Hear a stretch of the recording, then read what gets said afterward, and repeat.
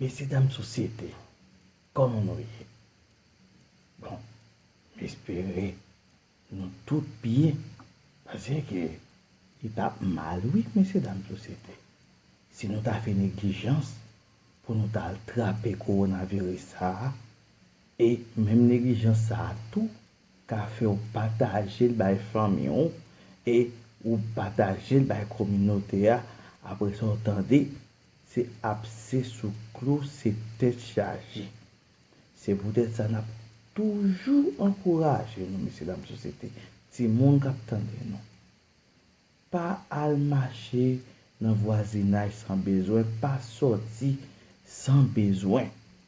Et pas oublier, si nous sortis, les nous tourner la caille, nous, laver mais nous, avec l'eau, avec savon, suivre tout conseil autorité pays bye pour capable sauver la vie nous, famille nous, avec l'autre monde qui est dans la communauté. Si l'histoire que je vais raconter nous là, monsieur, dans la société, c'est une histoire qui me prend dans la fable La Fontaine, qui c'est le meunier, son fils et l'âne. Cette histoire est partie comme ça.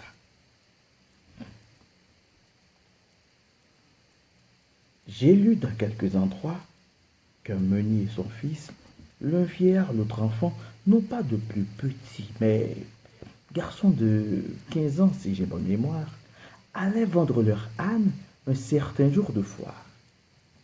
Afin qu'il fît plus frais et de meilleur débit, on lui lia les pieds, on vous le suspendit. Puis, l'homme et son fils le portent comme un lustre. Pauvres gens, couple ignorant et rustre. Le premier qui les vit de rire s'éclata. Quelle farce vont jouer ces gens-là? Le plus âne des trois n'est pas celui qu'on pense. Le meunier à ces mots connaît son ignorance. Il mit sur pied sa bête et le fait détaler. L'âne qui aimait l'autre façon d'aller se plaint en son patron. Le meunier n'en a cure. Il fait monter son fils. Le sujet d'aventure passe 3 bons marchands. Oh, cet objet les déplut. Le plus jeune, au vieillard, s'écria qu'il put. Oh là, oh, descendez, descendez, qu'on vous le dise. Jeune homme, oui, vous qui menez l'arquet à barbe grise, c'est à vous de suivre, au vieillard de monter. Messieurs, dit le meunier, il faut vous contenter. L'enfant mit pied à terre, puis le vieillard monte. Quand 3 filles passant, l'une dit « Oh, c'est grand honte qu'il aille voir clocher son jeune fils, tandis que ce nigaud comme un évêque assis fait le veau sur son âne et croit être plus sage. » Il n'est, dit le meunier, plus de veau à mon âge. Passez votre chemin, la fille, et vous m'en croyez. Après, main colipait, coup sur coup, renvoyait, l'homme crut avoir tort et mit son fils en croupe.